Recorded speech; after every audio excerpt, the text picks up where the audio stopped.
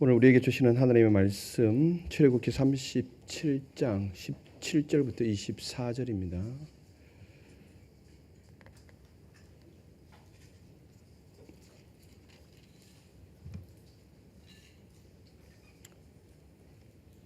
교독하도록 하겠습니다. 그가 또 순금으로 등잔대를 만들되 그것을 쳐서 만들었으니 그 밑판과 줄기와 잔과 꽃받침과 꽃이 그것과 한 덩어리로 되었고 가지 6이 그 곁에서 나왔으니 곧 등잔대의 3가지는 저쪽으로 나왔고 등잔대의 3가지는 이쪽으로 나왔으며 이쪽 가지에 살구꽃 형상의 잔색과 꽃받침과 꽃이 있고 저쪽 가지에 살구꽃 형상의 잔색과 꽃받침과 꽃이 있어 등잔대에서 나온 가지 6이 그러하며 등잔대 줄기에는 살구꽃 형상의 잔 4과 꽃받침과 꽃이 있고 등잔대에서 나온 가지 6을 위하여는 꽃받침이 있게 하였으되 2가지 아래에 한 꽃받침이 있어 줄기가 연결하였고 또 가지 아래에 한 꽃받침이 있어 줄기와 연결하였고 또 다시 2가지 아래에 한 꽃받침이 있어 줄기와 연결되게 하였으니 이 꽃받침과 가지들을 줄기와 연결하여 전부를 순금으로 쳐서 만들었으며 등잔 7과 그 불집게와 불똥 그릇을 순금으로 만들었으니 등잔대와 그 모든 기구는 순금 1달란트로 만들었더라. 아멘. 복된 주일 하나님께 예배드리러 오신 판교 성전과 그리고 강남 성전 삶의 각 처소에서 온라인으로 함께 하고 계신 성도님들을 환영하고 축복합니다. 오늘 또 예배 가운데 하나님의 은혜가 여러분들의 삶과 가정 가운데 가득하기를 소망합니다. 우리 하남 미소 담아서 우리 인사 한번 나누십시오. 앞뒤 좌우 잘 오셨습니다. 반갑습니다. 축복합니다.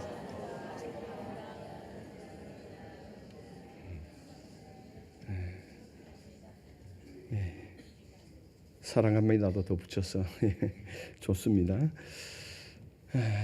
참 어두운 시대를 우리는 살고 있습니다. 아니 살아내고 있는 것 같습니다. 이 시대 물리적으로 봤을 때는 세상이 매우 밝아졌죠. 거리의 화려한 불빛들과 건물의 화려한 조명들을 통해서 물리적으로는 세상이 매우 밝아졌습니다.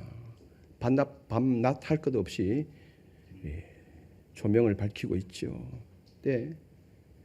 사회 현상의 저변에 흐르는 내면을 보면은 매우 어둡기가 그지 없습니다.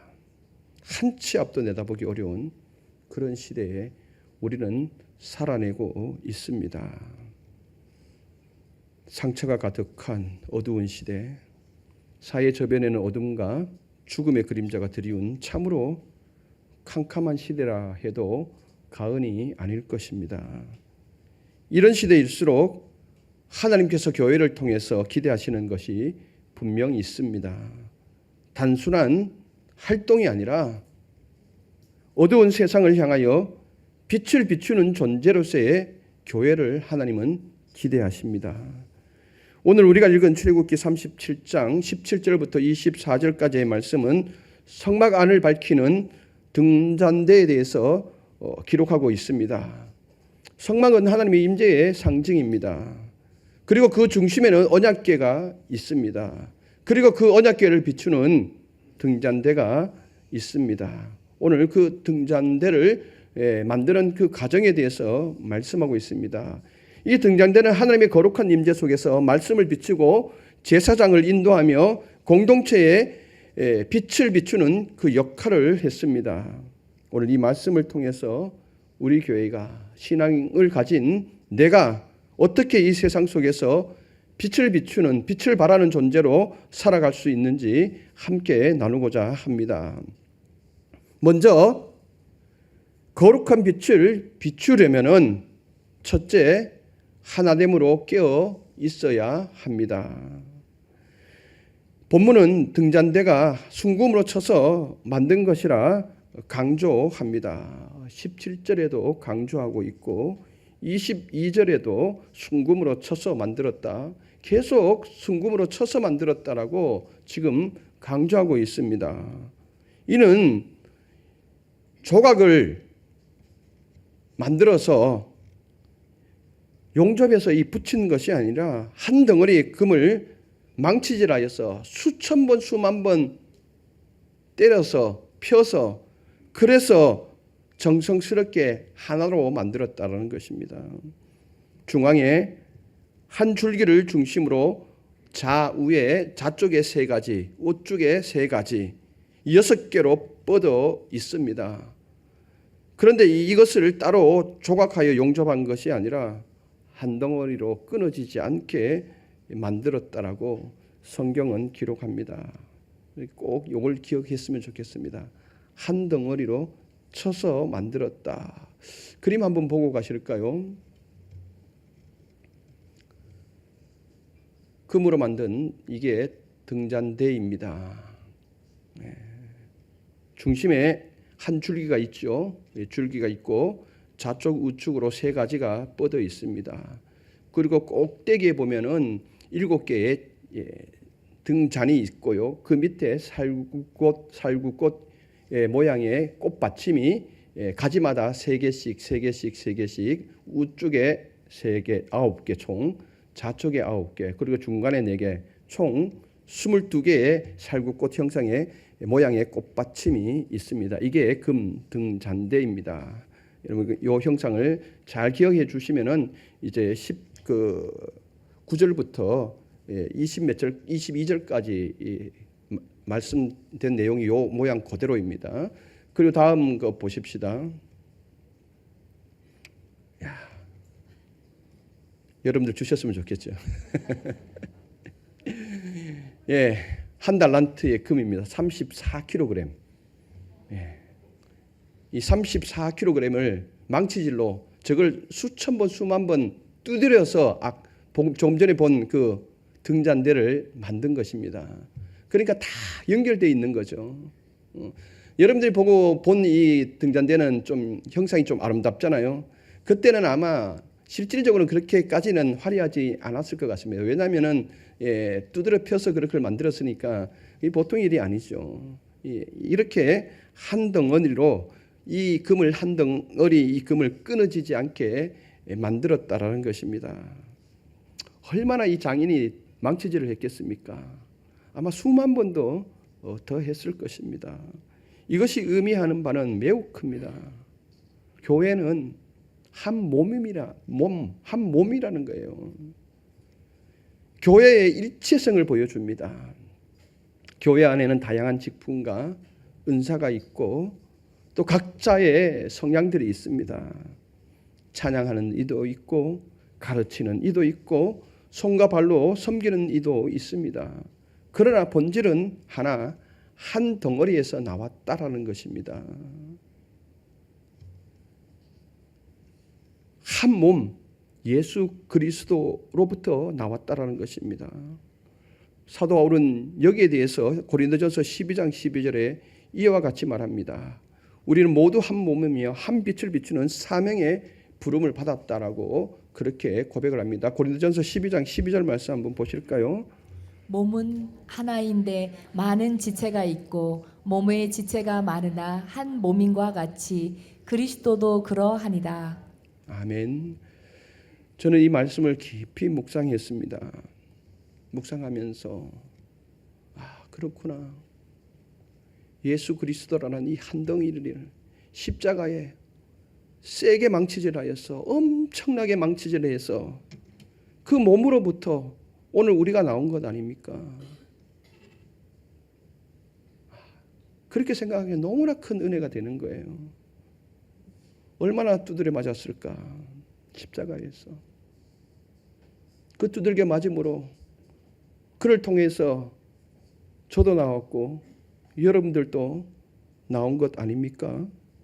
그러므로 우리 모두는 한 몸에서 나온 같은 지체입니다. 그래서 같은 빛을, 즉 복음의 빛을 비추어야 할 사명이 분명 있는 것입니다. 교회가 복음 안에서 하나 되지 못하고 서로 경쟁하고 그렇게 되면은 빛이 약화될 수밖에 없습니다. 연합하지 못하고 인간의 못된 습성으로 분열되면은 불빛이 깜빡일 수밖에 없습니다. 의도적으로 깜빡이는 불빛하고 배터리가 약화되어서 깜빡이는 불빛하고는 차원이 틀린 거죠. 그러나 한 몸 하나가 되면 불빛은 밝아져서 어두운 세상을 충분히 비추게 됩니다. 그래서 교회가 하나 되어야 하는 이유가 여기에 있습니다. 여러분 반드시 기억하십시오. 내가 이 자리에 앉아 있는 것은 예수 그리스도를 십자가에 수천 번 수만 번 망치질 하여서 내가 여기 앉아 있게 된다. 옆에 분도 마찬가지입니다. 그래서 우리는 분명 하나 되어야 할 이유가 있는 것입니다. 또한 등잔대의 장식은 찰국꽃 모양이었습니다. 19절 같이 읽어보실게요. 이쪽 가지에 살구꽃 형상의 잔셋과 꽃받침과 꽃이 있고 저쪽 가지에 살구꽃 형상의 잔셋과 꽃받침과 꽃이 있어 등잔대에서 나온 가지 6이 그러하며. 아멘. 살구꽃 모양, 잔셋 이렇게 성경은 말하고 있습니다. 혹시 영어 번역본을 보시는 분들은 이것이 아몬드 꽃으로 또 번역되고 있습니다. 아몬드 꽃이든 살구꽃 형상이든 모양이든 이 히브리어 원문은 샤케드라고 하는데요. 그 의미는 깨어 있음을 의미합니다. 그러면은 살구꽃 이 꽃받침이 총 몇 개라고 그랬습니까? 등잔대에 22개라 그랬죠. 22번을 깨어 있다, 깨어 있다, 깨어 있다 한번 해보십시오. 그러면은 안 깨어 있으면 안 될 정도이죠. 중요한 의미를 담고 있습니다. 하나님께서 타락한 이스라엘 백성들, 우상을 섬기는 이스라엘 백성들을 하나님께서 회개시키기 위해서 예레미야 선지자를 보내줍니다. 그리고 예레미야 선지자에게 살구꽃 가지를 보여주시면서 그렇게 말씀합니다. 예레미야 1장 11절 12절 같이 한번 읽어보실게요. 여호와의 말씀이 또 내게 임하니라. 이르시되 예레미야야 내가 무엇을 보느냐 하시매 내가 대답하되 내가 살구나무 가지를 보나이다. 여호와께서 내게 이르시되 내가 잘 보았도다. 이는 내가 내 말을 지켜 그대로 이루려 함이라 하시니라. 아멘. 예레미야 선지자에게 살구꽃 가지를 보여주시면서 내가 내 말을 지켜 반드시 이루겠다. 이것은 깨어 있음의 상징 때문에 예레미야에게 살구나무 가지를 보여준 것입니다. 영적으로 깊은 잠에 빠진 이스라엘 백성들에게 너가 해야 할 일들이 있다. 너는 이 백성들을 깨워야 한다 반드시. 그래서 하나님께로 돌아오게 해야 된다. 이 사명 때문에 살구꽃 가지를 보여주신 것입니다. 그렇다면 등잔대가 살구꽃으로 장식된 것은 하나님의 백성은 늘 깨어 있어야 한다는 뜻입니다. 하나님께서 주시는 생명의 빛은 졸고 있는 공동체가 아니라 깨어 있는 공동체를 통해서 드러나게 됩니다. 우리가 기도로 말씀으로 깨어 있지 않고 영적으로 잠들어 버리면 불빛은 희미하게 됩니다. 그렇기에 예수님께서도 공생의 기간 동안 공적인 삶을 살아가시는 동안에 공감복음을 통해서 제자들에게 사람들에게 깨어 있을 것을 명령하셨습니다. 총 10번을 말씀하셨는데 깨어 있으라, 깨어 있으라, 깨어 있으라. 십자가에 못 박히시는 전에 골고다 언덕 그 기도 현장에서도 제자들을 향하여서 깨어 있으라 말씀하셨습니다. 그래서 우리는 깨어 있어야 합니다. 그럴 때 복음의 밝은 빛을 비출 수 있는 것입니다. 그리고 등잔대는 위에 7개의 등잔이 있었습니다. 좌우에 3개, 중간에 하나, 총 7개의 등잔이 있습니다. 이 7은 성경에서 7은 완전수라고 그러죠. 그리고 충만함을 의미합니다. 가득 참을 의미합니다. 스가랴 4장을 보면은 스가랴 선지자에게 이 등잔대와 감람나무의 한상을 보여주시면서 말씀하십니다. 이는 힘으로도 되지 아니하고 능으로도 되지 아니하고 오직 나의 영으로 되느니라, 나의 신으로 되느니라 라고 선포합니다. 즉 등불은 인간의 능력으로 유지되는 것이 아니라 성령의 공급으로만, 성령의 충만함으로, 가득함으로 유지됨을 의미합니다. 그런 의미에서 교회가 비추는 복음의 빛 또한 인간의 노력이나 힘이 아니라 성령의 기름 부으심만으로 꺼지지 않고 유지된다는 것을 기억했으면 좋겠습니다. 그러므로 우리 교회는 항상 성령의 도우심을 구해야 합니다. 지난 주일 저녁 예배 설교가 성령의 조명이었습니다.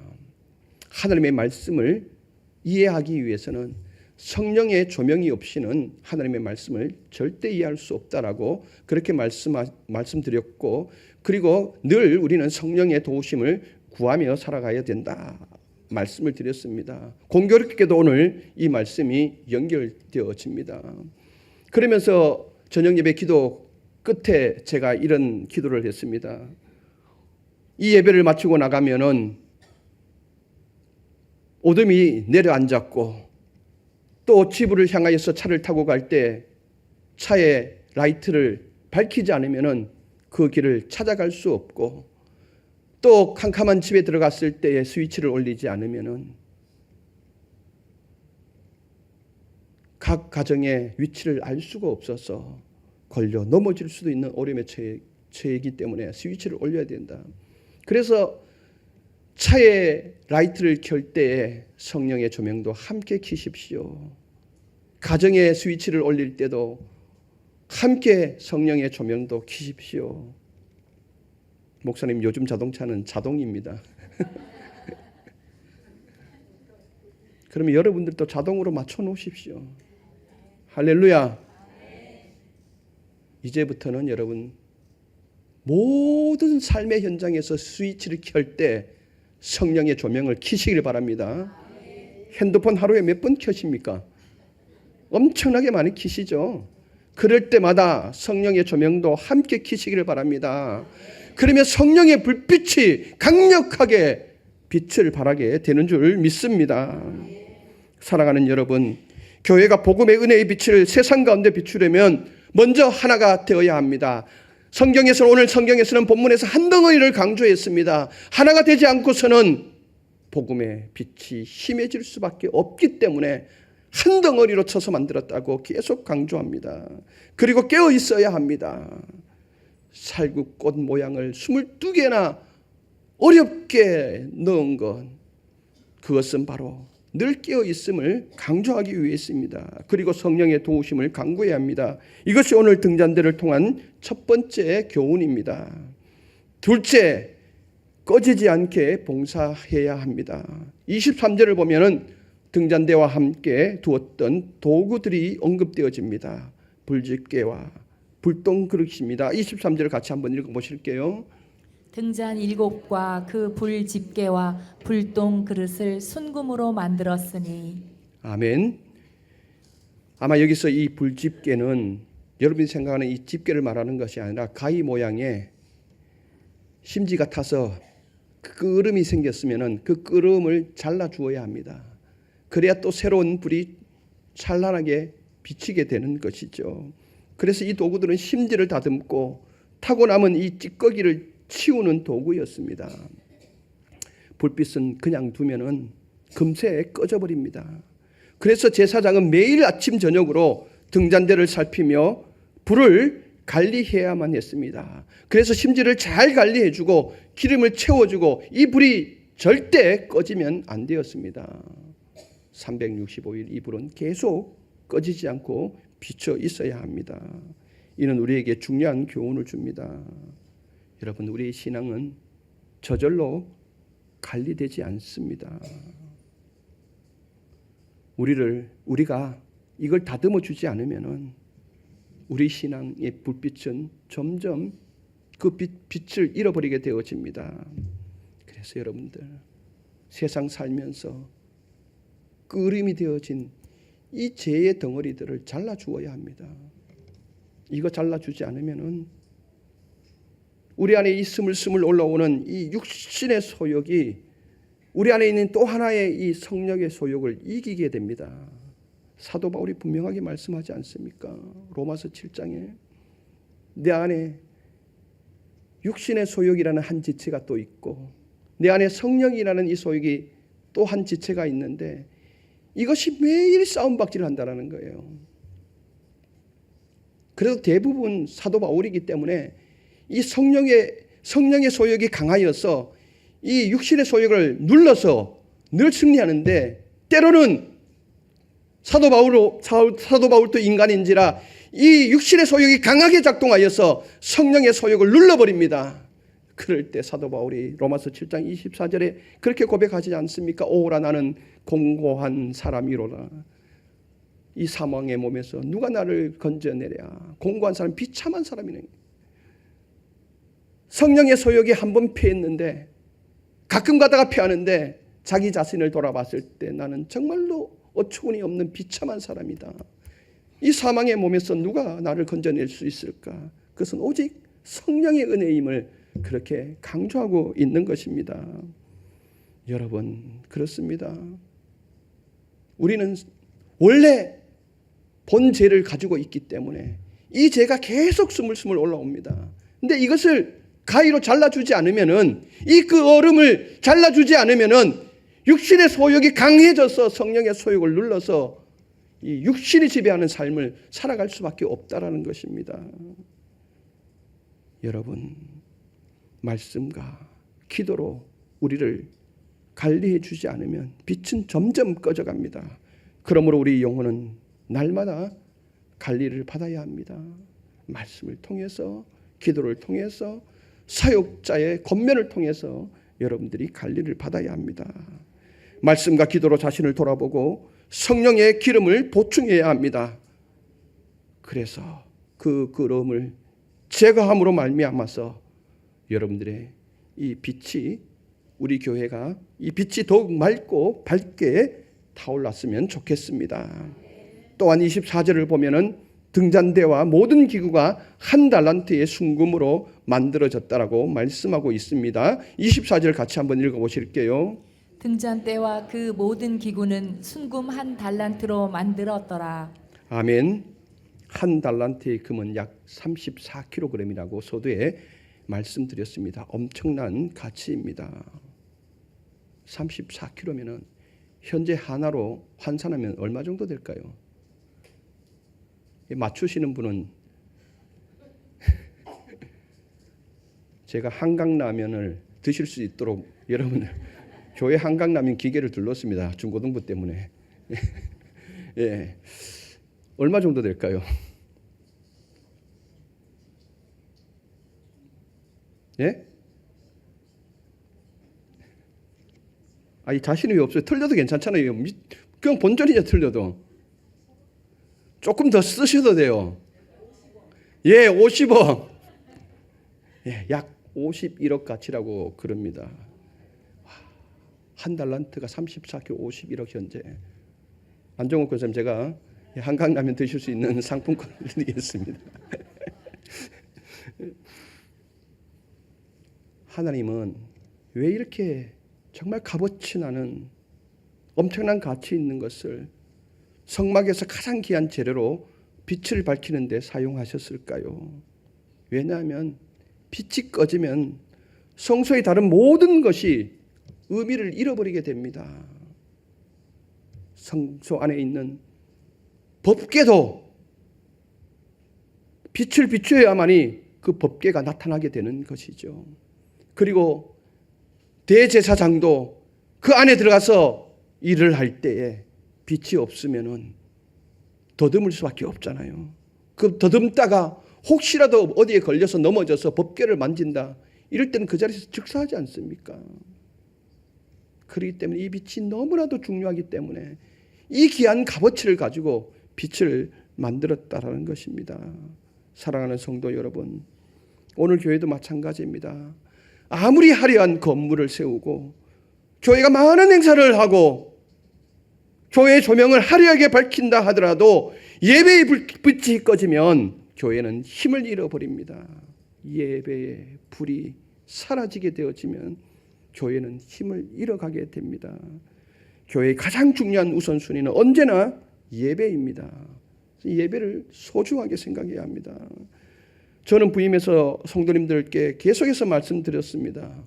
예배는 줄여가는 것이 아니라 늘려가야 된다. 반석교도 마찬가지입니다. 예배를 늘려가야 합니다. 여러분, 예배를 중요시 여기시기를 바랍니다.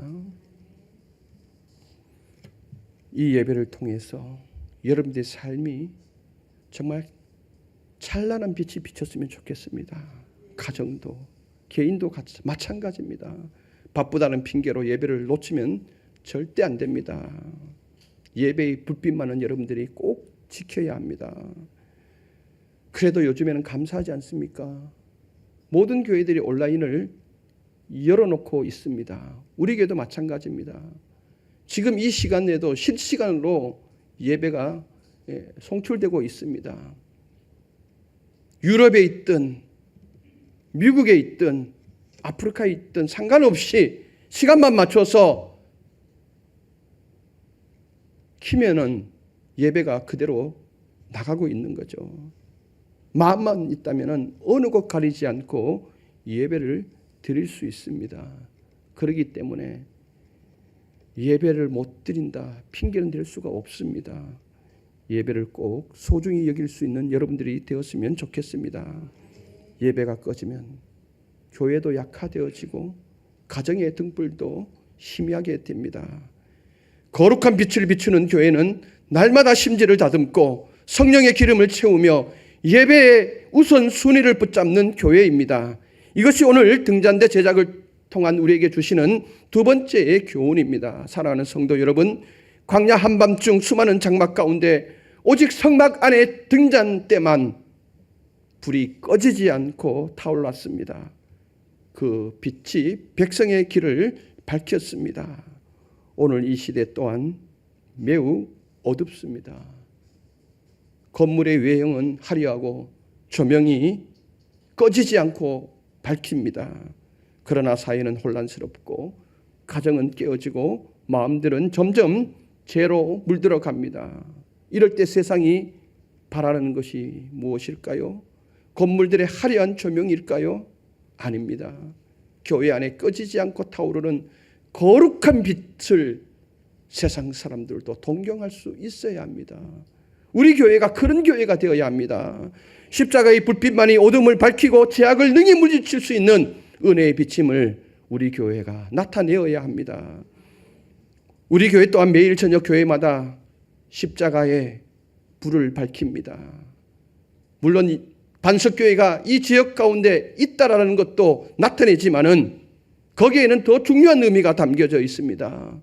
지친 영혼, 죽어가는 영혼, 힘든 그 영혼들이 이 십자가의 불빛을 보고 복음으로 이끌기 위해서 우리 교회는 오늘 또 내일 또 십자가의 불빛을 밝힙니다. 이것이 바로 등잔대 메노라입니다. 우리 반석교회가 이런 교회가 되기 위해서는 오늘 말씀처럼 먼저 성도 간에 하나 되어야 합니다. 꼭 잊지 마십시오. 저나 여러분들이나 모두는 예수 그리스도의 십자가에서 수천 번 수만 번 망치질하여 두드러 펴서 여러분들이 나왔다라는 것을 꼭 기억했으면 좋겠습니다. 말씀과 기도로 깨어 있어야 합니다. 매일 성령의 기름을 준비해야 합니다. 그리고 꾸준히 여러분들의 신앙을 관리해야 합니다. 세상에서 찌든 끄름들을 잘라 주어야 합니다. 늘 회개가 있을 때에 복음의 빛을 꺼뜨리지 않고 지켜낼 수 있습니다. 주님께서 우리 교회를 사용하셔서 어두운 이 시대에 꺼주지 않는 거룩한 빛을 비출 수 있기를 소망합니다. 여러분들도 그런 사명을 잘 감당할 수 있기를 소망합니다. 기도드리겠습니다. 전능하신 하나님, 성막의 금 등잔대처럼 우리 교회가 꺼지지 않는 빛으로 서게 하옵소서. 우리를 하나 되게 하시고 늘 깨어있게 하시며 성령의 기름으로 충만케 하옵소서. 우리의 심지를 날마다 다듬게 하시고 그리하여 예배의 불을 꺼뜨리지 않게 하옵소서. 우리를 통해 세상이 주님의 복음의 빛을 보게 하옵소서. 예수 그리스도 이름으로 기도드리옵나이다. 아멘.